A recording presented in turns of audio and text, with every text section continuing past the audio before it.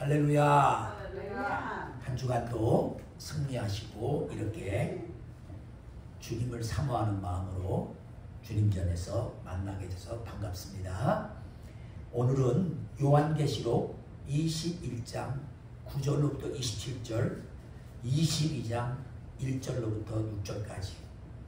말씀이 좀 길어요. 근데 이 본문 말씀 통해서 천국에 대한, 특별히 막연한 천국이 아니라 우리가 가서 살 영원한 도성, 영원한 집, 새 예루살렘에 대해서 생각해 보기를 원합니다.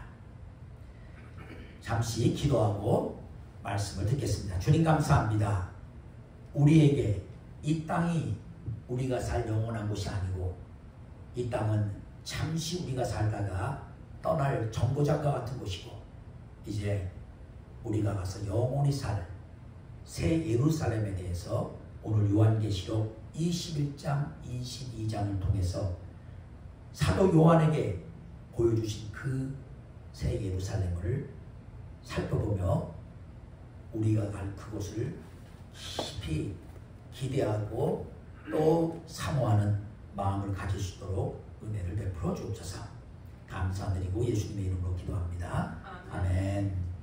여러분, 제가 말씀 전하는 동안 여러분 성경책 펴놓으시고요. 필요할 때마다 제가 구절을 말하면 한 번씩 이렇게 봐주시기 바랍니다. 인류는 언제나 완전한 도시를 꿈꾸어 왔습니다. 그래서 이 구약에도 보면은 우리는 그냥 소돔과 고모라 죄가 많은 그런 도시였어. 하나님이 심판했다고 생각하고 지금은 잔재도 없이 없어졌으니까 그랬나 보다 넘어가지만 그 당시 아브라함과 롯이 소돔과 고모라 땅을 바라볼 때 뭐라고 표현했냐면요. 성경에 에덴 동산과 같다. 그러니까 사람들은 이 땅에 아담과 이브가 제일 먼저 하나님이 주신 거주지인 에덴 동산, 거기에 대한 동경심이 있는 거예요. 그렇게 아름답고 그렇게 정말 살기 좋은 거기를 꿈꾸고 있는 것이죠. 그래서 그 에덴에서 쫓겨난 아담과 이브 이후로 그 후손들도 어딜 가든지 아름다운 도시를 건설하고 풍요롭고 아름답고 정말 평화롭고 행복한 그런 삶을 살기 위해서 도시 건설을 꾸준히 해온 것이죠. 사실 지금도요, 유럽에 가보면 로마 얼마나 멋있어요. 정말 멋있어요. 가보시면 알아요.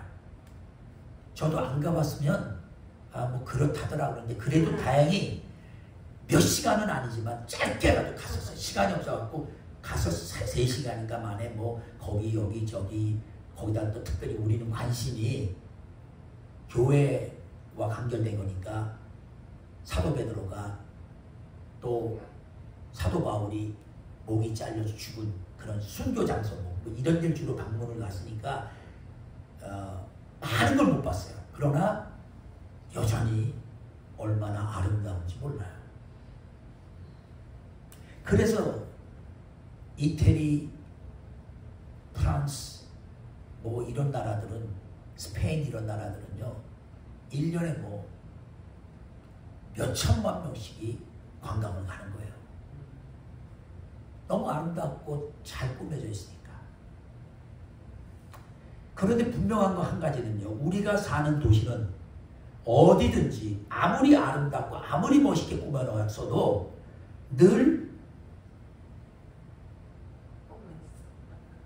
눈물이 있고 죽음이 있고 분열이 있고 악이 자양되고, 특별히 오늘날 같은 지금 시대에 대도시들, 잘 꾸며져 있고 멋있는 대도시들 가는 곳곳마다 홈레스들이 다 자리를 잡고 있어가지고 지나가는 사람들 마음을 참 아프게 하죠. 불쌍해서도 아프고, 한편으로는 왜 이렇게 좋은 데서 저렇게 밖에 살 수 없나 하는 그런 또 가슴 아픈 그런 생각도 들고, 또 이것이 국가적인 문제가 돼서 요즘은 정치적으로 이걸 가지고 이슈화되고 있고, 그래서 이 땅에, 여러분, 이 땅에 어떤 도시든지요, 아무리 아름다운 도시고 아무리 잘 꾸며놓은 도시라도 정말 우리 인간이 원하는, 꿈꾸는 그런 도시는 이 땅에는 없습니다. 이번에 아들이 알래스카로 발령받아서 근무를 하게 돼서 잠시 방문해서 가서 알래스카 앵커리지와 그 서버브 지역을 보고 왔습니다.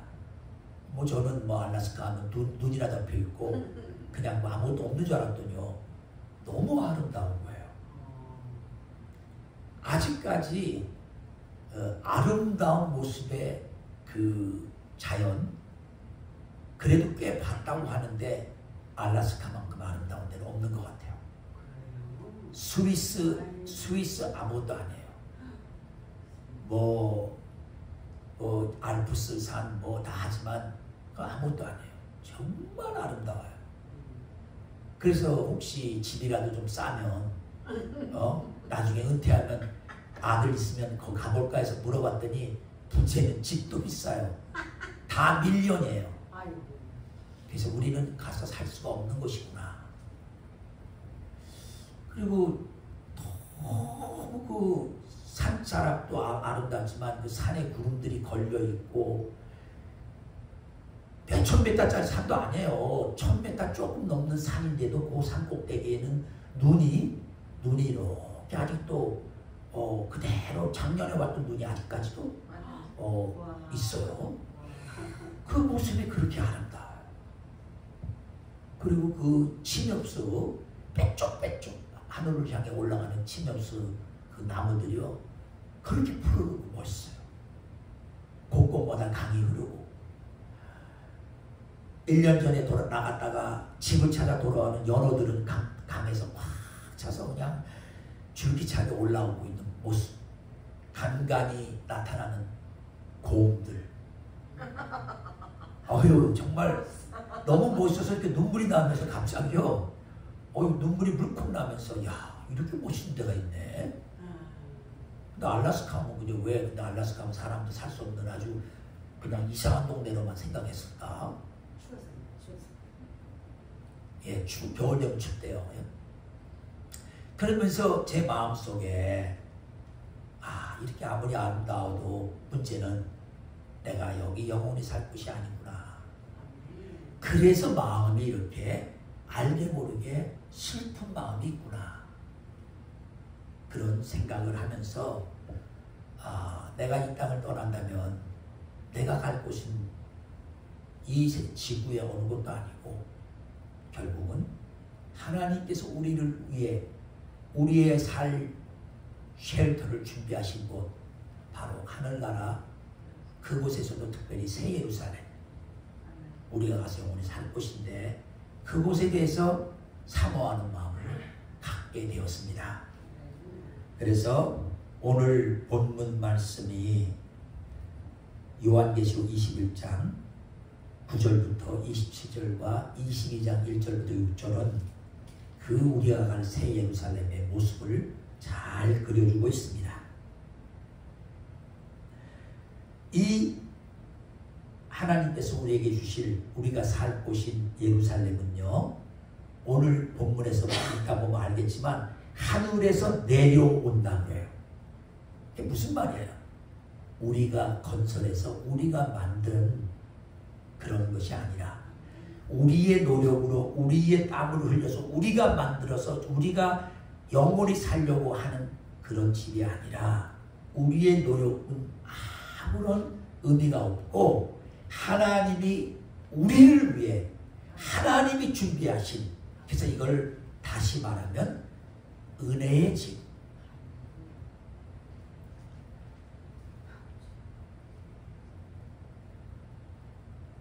어떤 분은요, 이 새 예루살렘의 모습을 읽고 그냥 이건 다 상징적인 것이다, 이렇게 말하는 사람들도 많아요. 그러니까 꼭 이 모습 같은 모습이 아니고 이거는 하나의 아름다움, 하나님의 그 세계를 상징적으로만 말한 거다 이렇게 보는 사람들인데 그건 그 사람들 해석이고, 우리는 좀 더 구체적으로 이곳에 기록된 모습 그대로를 우리는 일단 실존적인 거, 실제적인 거로 믿고 하늘나라를, 새 예루살렘을 사모하는 마음 가지시기를 바랍니다. 그러면 요 21장의 새 예루살렘 나오기 전에 하나님은 사도 요한에게 그 전에 이 땅의 사람이 세운 바벨론, 음녀 뭐 이런 표현들 많이 나오는데 가장 아름다운 제국이었던 바벨론 제국을 먼저 말해놓고 그 인간이 세운 바벨론의 그 제국은 하나님의 심판으로 망한다는 걸 얘기하고, 반대로 하나님이 우리 믿는 하나님의 자녀를 위해서 은혜의 선물로 하나님이 직접 만든 새 예루살렘을 우리를 위해서 하늘에서 땅으로 내려보내신다는 그런 환상을 보여준 것입니다. 바벨론은 올라가려 하고, 우리 인간의 교만이죠. 자꾸 위로 올라가려고 하죠. 근데 하나님이 무너뜨려 드리고요. 새 예루살렘은 21장 10절에 하늘에서 하나님께로부터 내려와요. 그래서 교회는 이 도성 자체이면서 동시에 이 도성의 예루살렘 성의 시민이 되는 신부가 됩니다. 그래서 21장 9절에 우리는 신부로서 기록하고 있습니다. 7대절 가지고 마지막 7재앙을 담은 7 천사 중 하나가 나와서 내게 말하 이르되 이리 오라, 내가 신부 곧 어린 양의 아내를 내게 보이리라 하고, 그러니까 결국 이 새 예루살렘을 신부라고도 불러요. 그러면 예수님과 우리 관계에서 예수님이 신랑이고 우리 뭐예요? 신부잖아요. 그러니까 결국은 새 예루살렘은 실제적인 성이고 실제적인 존재하는 아름다운 성이면서 동시에 상징적으로는 그 성 전체가 뭐라는 거예요? 우리 믿는, 예수 믿는 사람들 집이라고 하기도 하고, 우리 그 사람들 존재가 같이 그 새 예루살렘과 함께 묶여서 이야기가 되는 것이죠. 그러니까 새 예루살렘이라는 건물 자체만 동떨어져서 말하고, 거기에 들어가서 살 신부된, 예수 믿는 어린 양의 신부된 우리를 빼놓는다면 새 예루살렘 자체만 가지고는 하늘은 의미를 부여할 수 없다는 거예요. 동시에 함께 이야기가 된다는 것이죠. 그래서 새 예루살렘, 그것은 건축물 묘사만 말하고 끝나서는 안 되고요. 항상 새 예루살렘 생각할 때는 하나님의 백성의 궁극적인 영광의 상태를 함께 붙여서 생각해서 포괄적으로 바라보고 이해해야 된다는 것을 말해줍니다. 그래서 오늘 이제 본문에 있는 이 말씀을 쫓아내려가면서 한번 보겠습니다. 첫째, 새 예루살렘은요, 신부이자 도성이다. 어린 양의 신부라고도 부를 수 있고, 한편으로는 실제 우리가 말하는 성이라는 거죠. 도시성이라는 거예요. 도성. 한 천사가 이리 오라, 내가 어린 양의 아내를 내게 보이리라 하고 보여준 것이 이 새 예루살렘이라는 거예요. 곧 공동체적 정체성 신부와 공간적 우주적 차원의 도성이 결합되어 있어요. 결국 구속받은 공동체가 하나님의 임재를 담는 살아있는 성전이고, 동시에 하나님이 거하시는 우주적 중심이 될 것임을 나타내고 있습니다. 우리가 사도신경 고백할 때요, 거기 보면 뭐예요? 우리는 뭐를 믿는다 그래요? 우리가 이제 캐톨릭 처치라는 게 싫어갖고 홀리 처치라고 붙였는데, 그 캐톨릭이 사실은 천주교를 말하는 게 아니라 캐톨이라는 단어 자체는요 우주적인, 그러니까 교회가 많잖아요. 세계에 교단도 많잖아요. 근데 예수를 진정으로 믿는 교회는 전부 다 합쳐서 그걸 우주적인 교회라는 거예요. 무슨 교단에 속했든 상관없이 정말 그가 예수 믿고 예수님의 신랑으로 그리고 예수님의 신부로 여겨지는 그런 모든 교회의 성도들을 전 우주적으로 다 하나로 묶었을 때 그것을 우리는 하나님의 구속받은 공동체다 이렇게 말해요.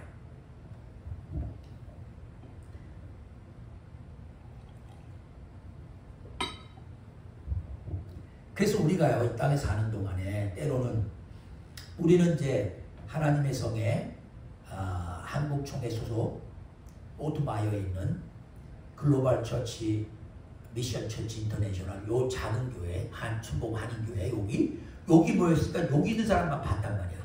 그러니까 마치 천국 가면 또 요 사람만 볼 줄 알아. 근데 천국 가면 지금 창조 이후로 예수 믿고 구원받은 하나님을 믿음으로 구세주를 통해서 구원된 걸 믿고 구약에서도 구원받은 사람들 모든 구원받은 사람이 다 함께 뭐예요? 형제 자매로 예수님께는 신부로 다 함께 모여 살아요. 그래서 우리가 이런 큰 픽처를 모르면요 사실은요 하나님 나라 이해하는 것도 얼마나 북한적이냐. 또 거기 가서도 뭐 하려고 그래요? 부동산 투기하려고 그래요. 내 집, 내 거, 내 거. 전혀 그런 개념이 아니에요. 그 다음 두 번째 이 새 예루살렘은요 높고 크고 높은 산 그리고 하늘에서 내려온다는 점에서 한번 생각해 봐야 돼요. 여러분 모세가 계시를 어디서 받아요? 시내산 하나님의 산에 올라가서 받아요. 에스겔도 새 성전을 그 영안이 열려서 봤는데 높은 산에서 봐요. 그래서 높은 산이라고 말할 땐 그것은 우리가 같이 땅에 이렇게 낮은 데 있는 게 아니라 하나님의 세계 계시의 자리를 말할 때 높은 산이다 이렇게 볼 수 있어요. 그래서 그 높은 데서 이 도성이 뭐가요? 내려온다 이렇게 한 것은 하나님의 전적인 은혜, 우리가 계획하고 우리가 애쓰고 우리가 뭐 노력해가지고 뭐를 만들고 이렇게 해보겠다는 게 아닌 우리의 의지와 노력과 이런 건 아무런 공헌 아무 상관이 없는 100% 하나님의 은혜로 하나님의 세계에서 우리에게 주어진다는 것을 말해주고 있습니다. 그 다음에 세 번째는 21장 11절을 중심으로 해서 볼 때 이 새 예루살렘을 이해하려면 하나님의 영광과 보석 같은 빛, 이 빛에 대해서 한번 생각해 봐야 돼요. 이게 하나님의 영광이 이 새 예루살렘 전체의 조명이에요. 여러분 당장 우리 지금 예배드리는 여기에 이 불빛을 다 꺼버리면 꼼꼼하잖아요. 우리는 이 꼼꼼한데 그래도 좀 보고 모든 것을 느끼기 위해서 도구로서 전기라는 것을 사용해서 불을 비치잖아요. 아니면 밖에 나갔을 때 태양열로 환하게 비춰져서 우리가 보잖아요. 그런데 그런 불빛, 우리 인간의 불빛이 아닌 하나님의 영광 자체가 새 예루살렘 전체에 뭐예요? 빛이라는 거예요. 그래서 지극히 귀한 보석 같고 벽옥과 수정같이 막더라. 11절 보세요. 하나님의 영광이 있어 그 성의 빛이 지극히 귀한 보석 같고 벽옥과 수정같이 막더라.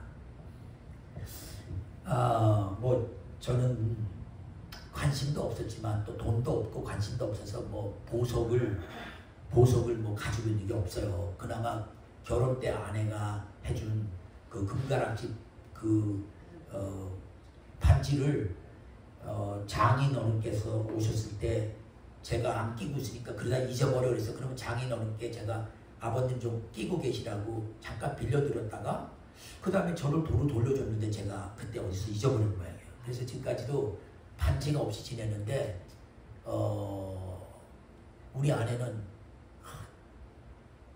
제가 해준 그 반지를 지금도 잘 끼고 다녀요. 그래서 내가 우리 아내는 확실히 이렇게 모든 거를 모범적으로 잘하는데 저는 이 중요한 걸 잊어버렸어요.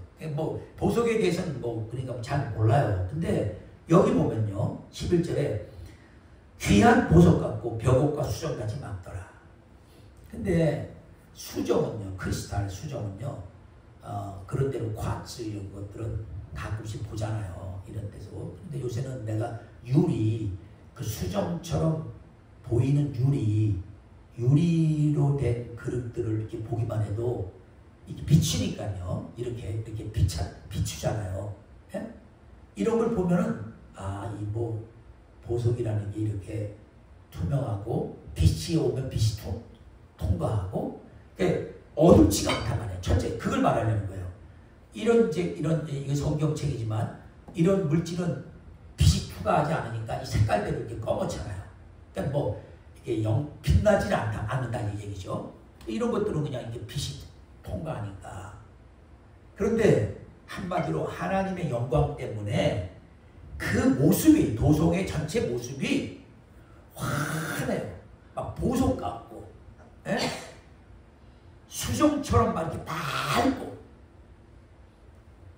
그래서 호수가 맑은 걸 뭐라 그래요? 예, 수정같이 막 달려 크리스탈 클리어 하잖아요. 그래서 여기 나오는 벽옥은 제스퍼인데 성광의 물질이고 수정처럼 투명하여서 하나님의 영광이 투과되고 확산되는 모습이라는 거죠. 그래서 이 하나님의 만드신 새 예루살렘은 하나님의 임재의 투명성, 순수성을 강조하고 있어요. 어디서 바라보나 뭐예요? 아주 밝고 아름답고 어떻게 표현할 수 없어. 그 다음에 네 번째요. 여기 12문과 12기초를 12절부터 14절에 나오고 있는데요. 일단 12문. 성인대 동서남북으로. 그래서 이스라엘 12지파 이름이 기록되어 있어요. 왜 그럴까요? 이것은 아무리 예수 믿고 구원받고 예수님의 12제자를 통해서 우리 예수 믿는 신약의 교회가 탄생했어도 하나님은 어디서부터 출발했다는 거예요. 이스라엘 구약의 아브라함부터 시작해서 이스라엘인 야곱 때 야곱의 12자녀를 통해서 세운 그들과 약속한 시내산의 언약처럼 그들을 구원해서 율법 말씀대로 믿음으로 살 때 구원받고 그들로부터서 구속 역사가 시작된 것을 끄는 게 아니라 없앤 게 아니라 여전히 하늘나라에도 가면 그 새 예루살렘은 그 12지파의 이름이 세 사람 이름씩 동서남북으로 해서 12명 이름이 기록된다는 거예요. 구약 언약에 신약으로 연속되어 있는 연속성 말해주겠죠. 그 다음에 각 문에 누가 지키고 있어요? 천사가 나오죠. 그 문지기 천사들은 거룩함의 보호고 하나의 그 원수들을 막아내는 그 상징이 있죠. 여러분 천사 하나가 몇십만 명도 죽여요. 그 능력을 우리는 알 수도 없어요. 그 다음에 기초석 12개, 어린 양의 12사도의 이름이에요. 그러면 신약 사도적 토대라는 거예요.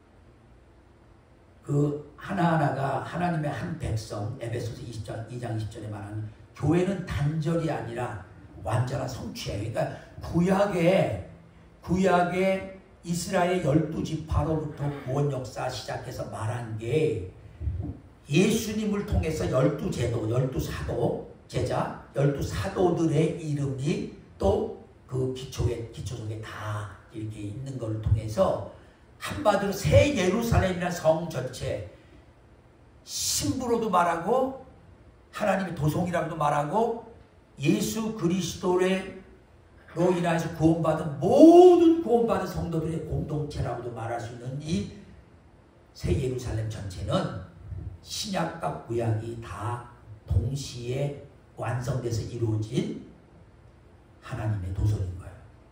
아멘?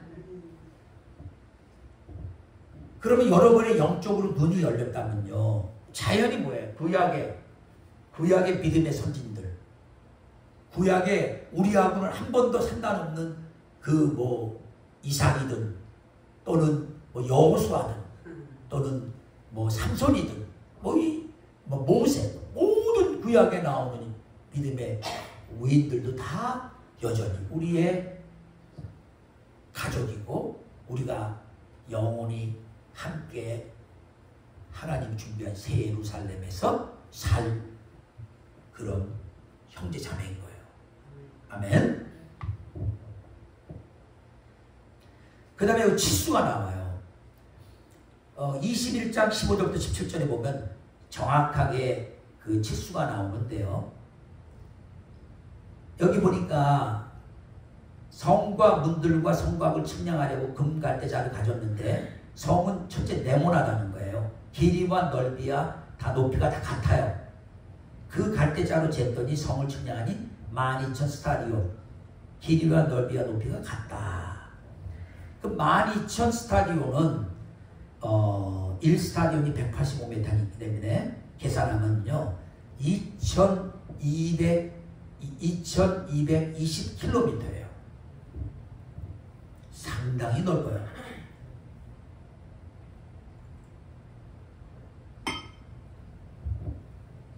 아마 남한과 북한 꼭대기에서 밑에까지 다 해봐야만 1000km나 될까? 제일 길게 따졌을 때도 1000km도 안 될지 몰라요. 그러면 2200이면 남북한 길이를 쭉 하고 2배에다가 옆으로도 똑같고 위로도 똑같다는 거예요. 근데 이거를 또 많은 학자들이 이제 이걸 잘 의미를 모르니까 그냥 이거는 상징적인 거야. 그래서 10이라는 말이죠. 12 곱하기 1000을 해갖고 이게 12만이거든요. 12,000. 그러면 12는 하나님의 완전한 숫자야. 그러니까 하나님의 완전한 숫자가 1000개나 되는 그런 그 완성된 거다. 이런 의미만 말하고 진짜 그대로 그렇게 큰 크기가 그만하다고 믿지 않는 사람도 있어. 그 사람 자유야. 그거는 그러나 나는 그렇게 믿고 싶어. 그렇지 않으면 뭐 때문에 이 길이를 이렇게 정확하게 말해야겠어요?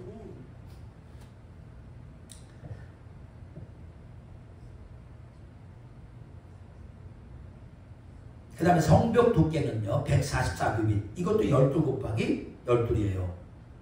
그래서 완전한 숫자다만 말해요. 그런데 실제적으로 이걸 계산하면 65m예요. 65m. 성벽이 두껍기가, 여러분 보통 성 싸면 벽 두껍기가 있잖아요.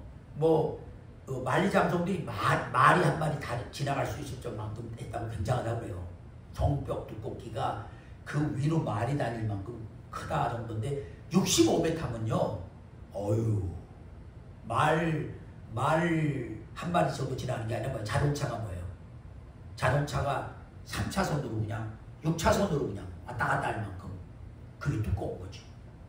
근데 그것도 이 두껍기가 이렇다는 걸 별 의미를 안 두고 어떤 사람은 그냥 상징적으로 그것도 12 곱하기 12 완벽한 수다 이렇게 끝나는 사람도 있어요.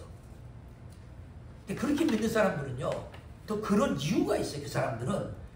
그 사람들이 꼭 나쁜 것도 아니에요. 그 사람들은 뭐냐면 하나님의 능력은 이거보다 더 크게도 할 수 있고 몇천 배 더 크게도 할 수 있는데 이렇게 말한 거는 그냥 한마디로 상징이다. 하나님이 완벽하게 한다. 요 정도로만 생각하자는 거야.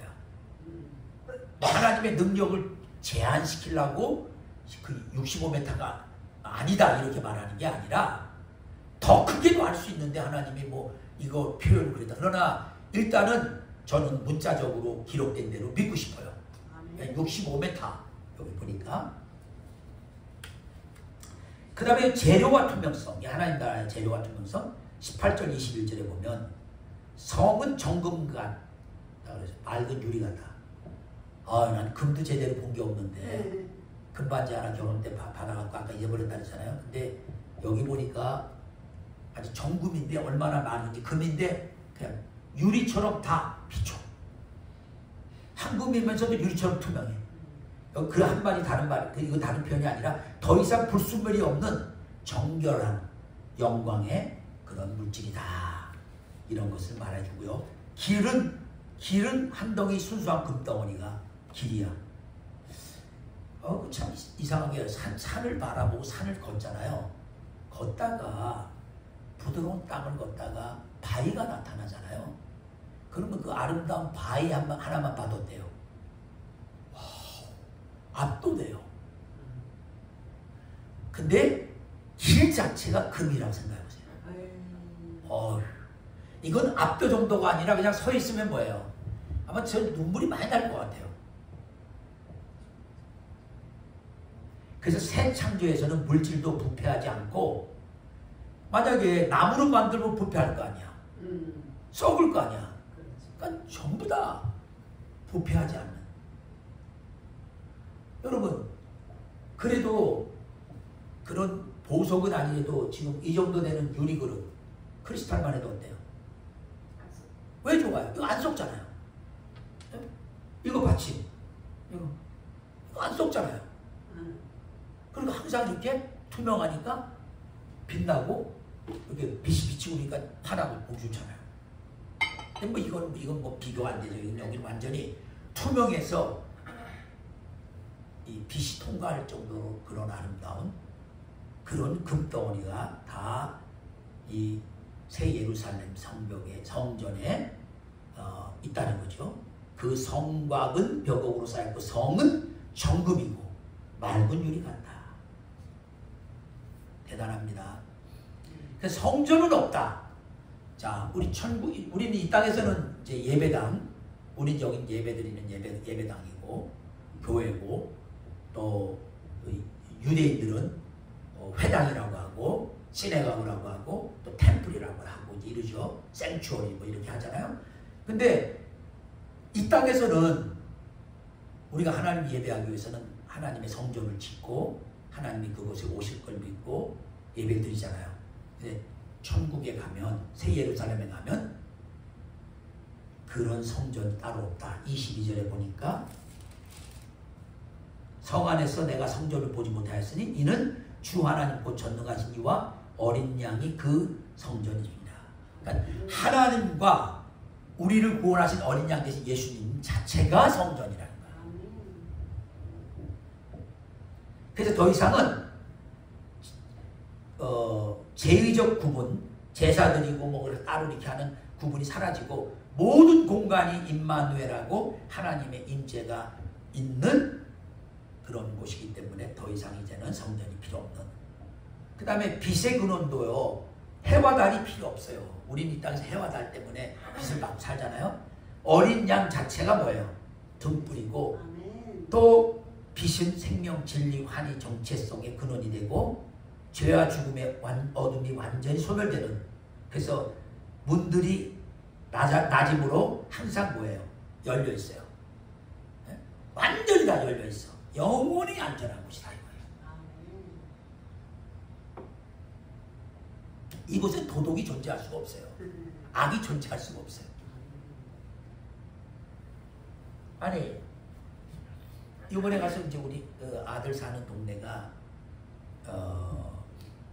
동네도 좋아서 그런지 모르지만 이거 어쨌든 문을 열어놓고 가도 도덕이 없는 지역이래요.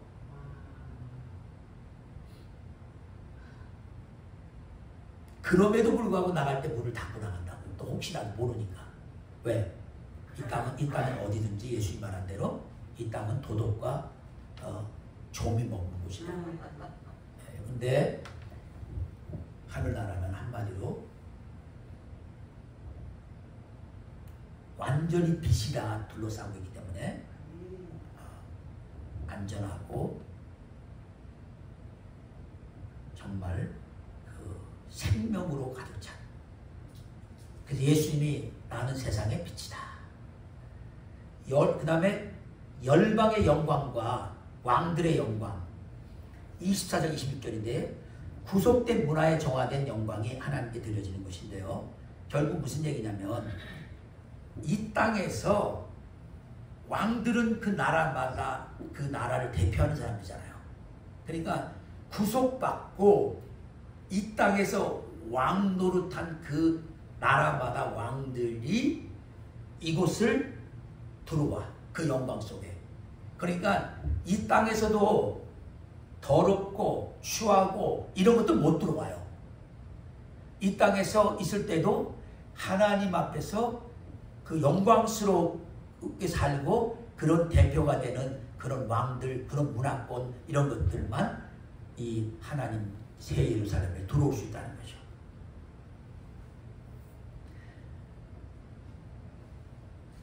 그래서 인간 문화가 다 폐기되는 것이 아니라 죄와 우상 숭배, 요거 이런 것들이 제거된 상태에서 각각 가지고 있는 그런 나라, 문화 이런 것들이 영광 속에 하나님 앞에 들어오는 것이죠.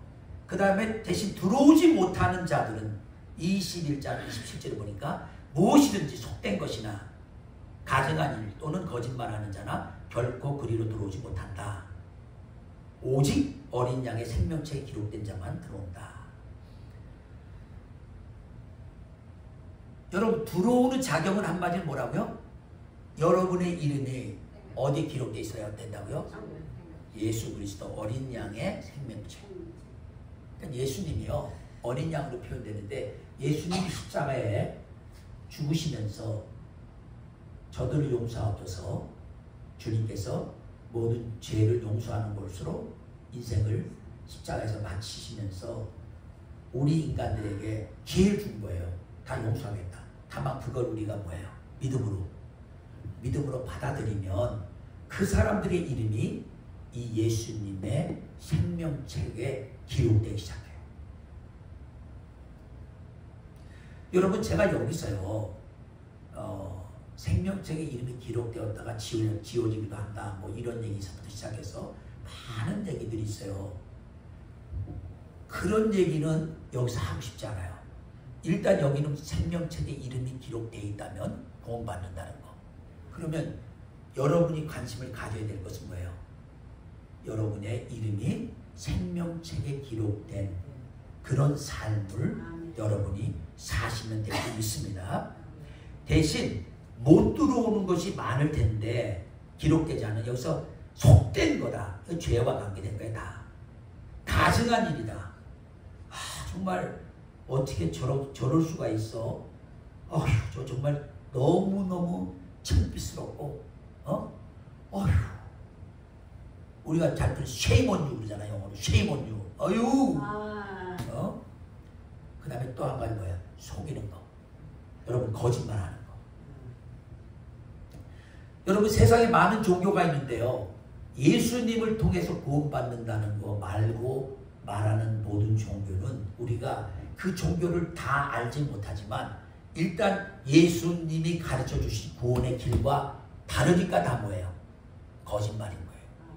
그래서 거짓말하기 때문에 그들이 다 지옥에 가는 거예요.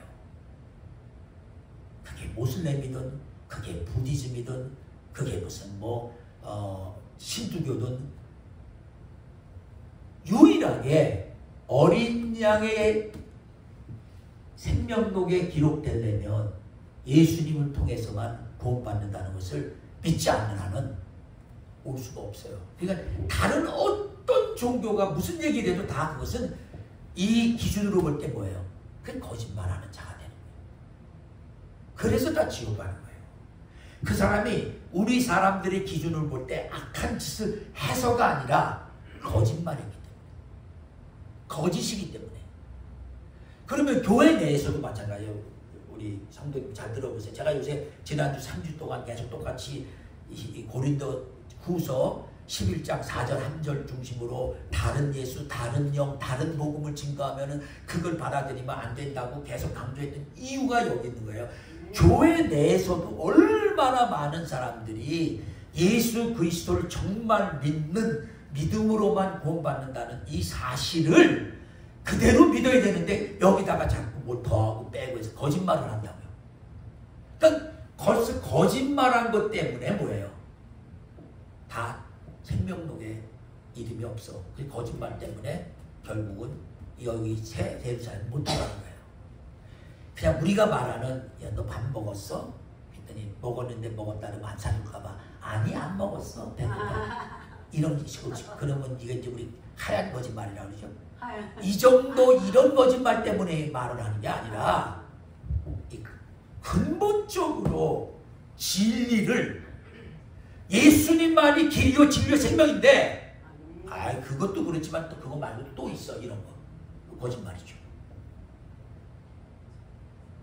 예수님을 믿는 믿음 때문에만 구원받는다는데 아니야 그거 아니야 그거 말고 또 있어. 이게 다 거짓말이거든요. 심각한 거예요. 자 그러면요 22장은 제가 보면 여기 22장에는 한마디로 이제 생명수 강이 흐른다는 거예요. 거기에요. 그리고 그 강의 물은 하나님과 및 어린 양의 보좌로부터 물이 나오고요. 그 강가 좌우에는 생명나무가 있어 12가지 열매를 맺는데 달마다 열매를 맺고 나무 잎사귀들이 만국을 치유하기 위하여 있더라. 그러니까 치유를 위해서 하나님이 그런 나무를 생명수강 옆에 심어놓고 결국 이 얘기는 뭐냐면요. 더 이상은 병 문제 때문에 의사가 필요 없어요. 우리 간호사 직업 가진 사람들 다 잡 잃어버려요. 의사도 집이 잡 잃어버리고 목사도 필요 없어요. 다 잡 없어요. 그리고 다시 저주가 없고 하나님과 그 어린 양의 보좌가 가운데 있고 그의 종들이 거기서도 하나님을 섬긴대요. 그의 얼굴을 볼 터이고 그의 이름도 그들의 이마에 있고 다시 밤이 없고 등불과 햇빛이 쓸데없고 주 하나님이 그들에게 비춰주시고 그들이 세세토록 왕노로 다시리라.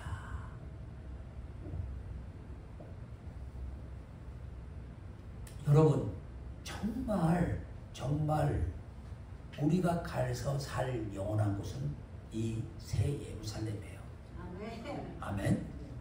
여기를 사모하시고 여기에 들어가서 살 것을 기대하시고 여기에 들어가서 영원히 있을 것을 기대하시고 여기 제가 지금 12보석이 여기 나오잖아요.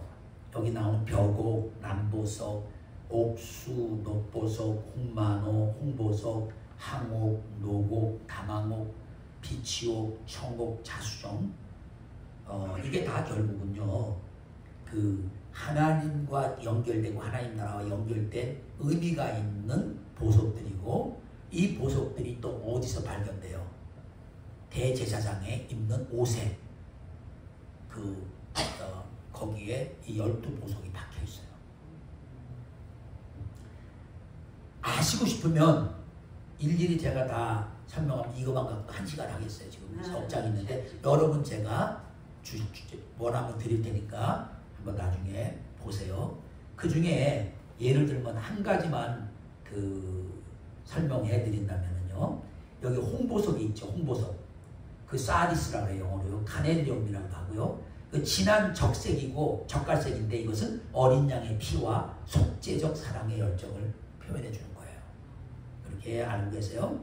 자, 그러면 여기서 우리가 아까도 말했지만 그 천국에 들어가서 영원히 살 수 있는 생명록에 기록된 사람은 어떤 삶을 사는가 말씀을 드릴게요. 간단하게 첫째가 어린 양의 피에 의지한 회개와 믿음을 갖는 거예요. 네? 여러분 우리는 이 땅에 살면서 계속해서 뭐예요? 하루하루 어떨 때는 의도적으로든 의도가 없든 죄를 지어요. 짓고 나면 우리가 예수님이 발을 씻겨주면서 뭐라 그래요? 구원받았지만 더러워졌기 때문에 발을 씻어야 된다. 예?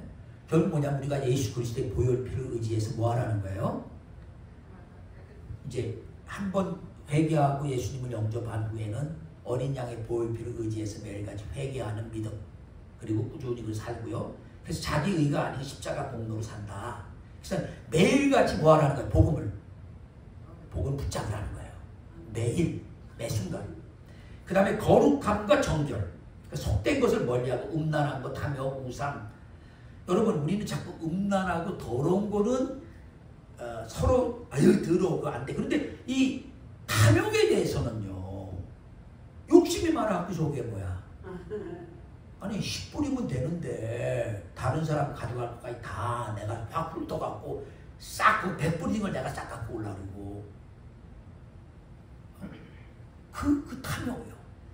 아니 이만큼 주신 거로 먹고 살면 되는데 더 많이 가지려고 해서 주님께 드리는 시간도 안 드리고 다 먹고 사는 거로만, 이게 다 탐욕이에요. 그러니까 탐욕이 하나의 굉장히 무서운 죄라는 거예요. 그러니까 속된 것을 멀리하고 음란, 탐욕, 우상 다 끊고요. 거기에는 소비, 권력, 자기중심적인 거, 영적 위생. 그 위해서는요, 말씀 묵상, 죄가 생각되면 즉각 고백하고 바로 죄를 고백하고요. 진실과 정직, 거짓과 가장, 이중생활 버리고. 그러니까 직장이나 이런 데서도요, 예수 믿는다면요, 우리는 할 수 있는 한 거예요. 정직하려고 하고요, 투명해야 돼요. 음란하게 숨기고 속에서 뭐 싹 거짓하려고 음모 꾸밀려고 뒤에 숨어갖고 수근수근 대고요. 사랑과 공동체성이요. 새도성은 개인 천국만이 아니라 뭐라고요? 신부 공동체잖아요. 그러니까 원망 대신 서로 모임무예요. 가능하면 용서해주고 화합하고, 고립 대신에 나는 I don't care, I don't like them, I don't like them. 그리고 혼자가 아니라 교제를 나누는 거예요. 그 다음에 선교적 헌신, 열방의 영광이 들어오기 위해서 지금 우리가 가지고 있는 직업이나 재능을 하나님 나라 가치로 정화해서 봉사하면서 선교적으로 살아야 돼요. 그러면 아유 저는요 나이가 뭐 선교사 못 살아. 꼭 선교 나가라는 게 아니라 선교적이라는 건 뭐냐면 이 지금 안 믿는 사람을 내가 있는 곳에서 만날 때도 저 사람을 주님께 인도하려고 밥이라도 한 끼 더 사고 내가 뭐 갖고 있는 거 하나라도 더 주고 관심을 써요. 그 예를 제가 아까 드렸잖아요. 김남준 목사님이 마약으로 120번이나 감옥 갔다 온 사람, 할 줄 아는 건 배 타서 고기 잡는 건데 지금은 그것도 못하고 있는데 10만 불을 빌려줘갖고는 언제든 돈 되는 대로 갚으라고 그냥 생돈을 준 거죠. 그리고서 5년을 믿어줬더니 뭐예요? 이 사람이 세 사람 되고 다 갚고, 이 사람이 배를 2대씩이나 가지고 사장으로 사람을 7명 고용해서 일하는 사람 됐고, 그 가족도 이제 다 존경하고 간증하러 다녀요. 그게 선교적 삶이라는 거예요. 그게 선교적 삶이라는 거예요. 예수도 안 믿는다면서 옆집에서 강아지 한번 봐달라고 했는데도 그것도 못 해주겠다 그러고, 야 싫어라 귀찮아 나는. 뭐 그러면 누가 그런 사람한테 예수 하나님 사랑을 느끼겠어요? 그러니까 내가 좀 귀찮아도 손해봐도 내가 집사람 지금 잔디를 하도 안 깎고 있어서 깎아주고 싶은데 미국 사람은 남의 잔디 말없이 깎았다가는 그것도 무죄된대네. 그래갖고 그냥 그 사람이 못 깎으면 내가 깎아주고 싶은데 내가 깎으면 되지. 누까지가 뭐 어려워. 땀 좀 흘려주지. 그러니까 우리는요 그런 마음으로 살아야 돼요. 베풀고. 그 다음에 인내와 소망. 현재 고난을 장차 영광에 비교해서 비교할 수 없다는 거 알고요. 항상 낙심 되신 거예요. 힘들면 소망 가져야 돼. 천국 소망. 그 다음 예배 중심상. 하나님과 어린 양이 빛이시고 그분을 천국에 있으면 그냥 그 자체가 예배인데, 이 땅에서는 그 예배를 주일에 한 번 드리니까 예배 중심으로 살아야 된다는 거예요. 오늘은 비 오니까 안 와. 오늘 제가 오면서 그랬어. 믿음이 어린 사람 같은 비가 저기 쏟아지니까 뭐야. 오다가도 오늘 예배 안 갈래. 예배 중심이 되면 천둥이 치든 비가 오는 거죠. 영적 분별, 바벨론적 가치는 다 버려야 돼요. 그러니까 잘 봐갖고 저거 바벨론이네. 우리가 이렇게 영창하고 우리가 해서 뭐 해서 우리가 뭐 영광을 거두고 우리가 뭐 한다는 건 다 바벨론적인 거예요. 요 구분이 있어야 돼요. 그 다음에 청지기적 사용. 우리가 가지고 시간이 있잖아요. 재물, 은사 다 새 예루살렘에 가서 살 거라고 생각하고 그 예루살렘을 위해서 내가 희생하고 그걸 위해서 사용하는 거예요. 물론 내 돈이죠. 내가 노력해서 가졌으니까. 이게 내 컴퓨터야. 근데 어떤 사람이 필요하대. 그래서 하나님 영광에서 빌려달라는 거예요. 빌려주는 거예요. 그 다음에 성령을 의존해야 된다. 왜냐하면 이 도성이 내려왔다 그랬죠. 아까도 말했지만 위로부터 뭐예요? 하나님부터 내려오는 거예요. 그러니까 늘 하나님을 의지하는 성령 의존하는 삶을 살라는 것이죠.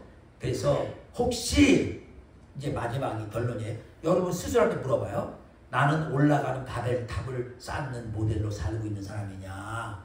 그러니까 자기 과시하고 있는 삶 사냐? 아니면 하나님이 내려주시는 내려오는 도성을 모델로 해서 은혜를 의존하고 살고 있나? 잘 한번 보시라고.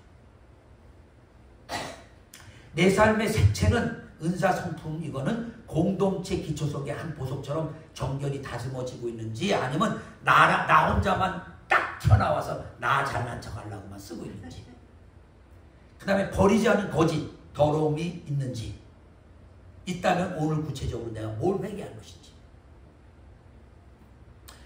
요즘요 제가 여러분하고 가까이 나이들도 많으시고 여러분 여자분들은 관심이 없어요. 이런 거 얼마나 웃기냐면요 그거 유튜브를 보게 하려고 뭐라고 써놓은 줄 아세요? 마치 굉장한 아름다운 여자들 뭐 보여줄 것처럼 첫 페이지에다가 여자 얼굴을 막 해놓고 뭐라고 써있냐면 아내가 옆에 있으면 보지 말고 없을 때 혼자 봐. 근데 막상 보면요 그런 건 하나도 없고 그냥 뭘 얘기를 하는데 친구 안 볼까 봐 이렇게 하면 남자들이 누르고 들어와서 볼 거라고 생각하고 제목을 그렇게 붙이는 거예요. 제가 그거 보고서 야 우리 오늘날 한국 사람들이나 미국 사람이나 뭐 어느 나라 사람을 불문하고 나이가 먹었거나 젊었거나 모든 남자들은 일단 예쁜 여자가 나온 거야. 보고 싶잖아. 이거 뭐야? 뭔데 그래? 근데 전혀 그거와 상관없어. 전혀 그거와 상관없는데 누르고 들어와서 보게 하려고 그렇게 앞에다가 선전해.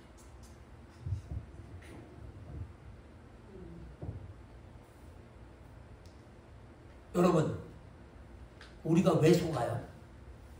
왜 속아요? 속임 당하는 것도 문제가 된다 그러잖아요. 속인 놈도 나쁜 놈이자 속임 왜 당해요? 우리 욕심 때문에. 욕심 때문에. 네. 우리 욕심 때문에 그런 거예요. 돈 10,000불만 투자하면 내년쯤 되면 10만 불이 된대. 얼마나 혹해요. 그랬더니 싹 먹고 날아갔네. 나쁜 새끼야. 욕하지 마.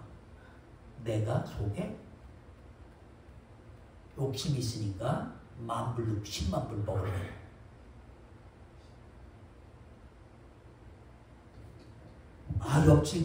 옆집 남자가 젊은 남자 한 40대밖에 안 된 남자가 옆집에 70 먹은 할머니한테 할머니 너무 이뻐 막 달라붙어. 결국 속아갖고 돈 다 뺏겼어. 아이고. 그럼 이 할머니의 문제가 뭐야? 40대 된 젊은 애가 말이야 자기처럼 70 먹은 할머니를 멋있다고 이쁘다니까 자기가 진짜 뭐야? 이쁘고 멋있는 줄 알고 획 돌아버려. 이거 다 결국은 우리의 욕심이야. 욕심 때문에 다 시험 받고 넘어져요. 절대 여러분 욕심 있다면 회개하고 그 다음에 마지막 제가 여러분에게 혹시 우리가 갈 이 새 예루살렘은요 문이 닫혀 있지 않아요. 지금 문이 뭐라고요? 열려 있어요. 믿는 모든 사람들이 들어오도록. 닫혀 있다면 여러분에게 더 이상 소망이 없어요. 다 열려 있으니까 혹시 지금이라도 예수님이 십자가에 죽으시면서 우리 죄를 다 용서하셔서 아버지여 저들을 용서하옵소서 하시고 죽으시면서 예수님의 보혈피를 믿는, 그래서 구원받을 모든 사람을 위해서 이 새 예루살렘의 문을 열어놓고 계시니까 우리는 나도 믿을 뿐만 아니라 혹시 주위에 모르는 사람이 있다면 다 예수님을 통해서 이 새 예루살렘 영원히 우리가 거할 곳으로 갈 수 있도록 준비해야 될 줄 믿습니다. 그냥 좋은 게 아니라 너무 좋습니다. 아멘. 기도하겠습니다. 주님 감사합니다.